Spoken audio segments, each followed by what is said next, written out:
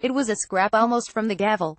Congressman Markwayne Mullin, ROkla, grilled UFC executive Mark Ratner during a subcommittee hearing today in Washington, D.C., calling the industry-leading promotion the Don King of MMA after several testy exchanges over the way fighters are ranked and promoted.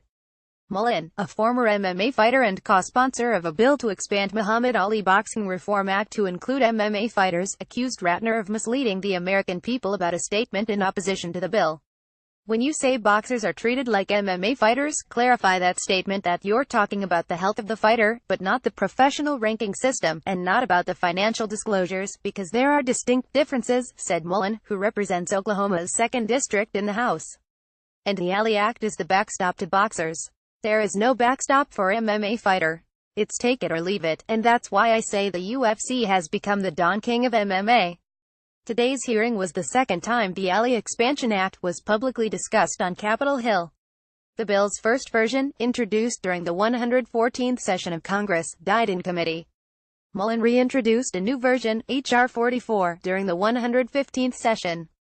The current bill has 57 co-sponsors and remains in the House's Subcommittee on Digital Commerce and Consumer Protection, which is a part of the House Energy and Commerce Committee.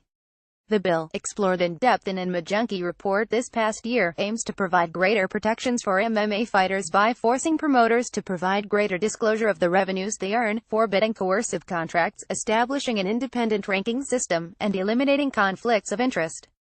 Ratner, Vice President of Regulatory Affairs for the UFC, appeared on behalf of the promotion to argue why the Expansion Act wasn't suited for the sport of MMA. Opposite on the dais was UFC Hall of Famer Randy Couture, a vocal advocate for the Act's expansion since the bill was introduced, as well as Dr. Kristen Damsik-Connor, an expert on brain trauma, and Greg Sirb, the Pennsylvania State Athletic Commission's executive director. Ratner read from a prepared statement that expressed the UFC's commitment to health and safety standards and its contribution to the regulatory framework of the sport.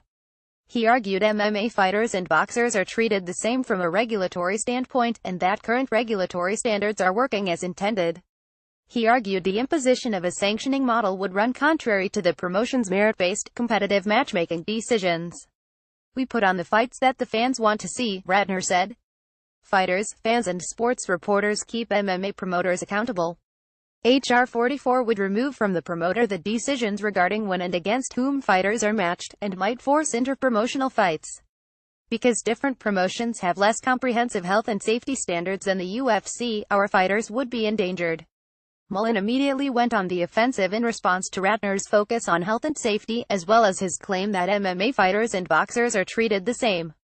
He cited several instances where the promotion circumvented its own ranking systems to make fights, including this past Saturday's UFC 217 headliner between Georges St-Pierre 262 MMA, 202 UFC and Michael Bisping 308 MMA, 208 UFC.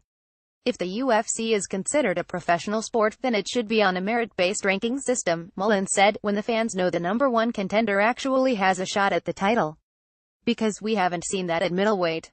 How did Dan Henderson? And I like Dan Henderson. This is no knock on him, but he wasn't even in the top 10, and when was he last in the top 10? He got to fight Bisping for the title shot. Did the number 9, 8, 7, 6, 5, 4, 3, 2 and 1 ranked contenders refuse when Dan Henderson fought Michael Bisping? It was a natural rematch from a fight 4 or 5 years ago, Ratner countered. But then it wasn't a title shot, but yet it was for a title shot, Mullin shot back.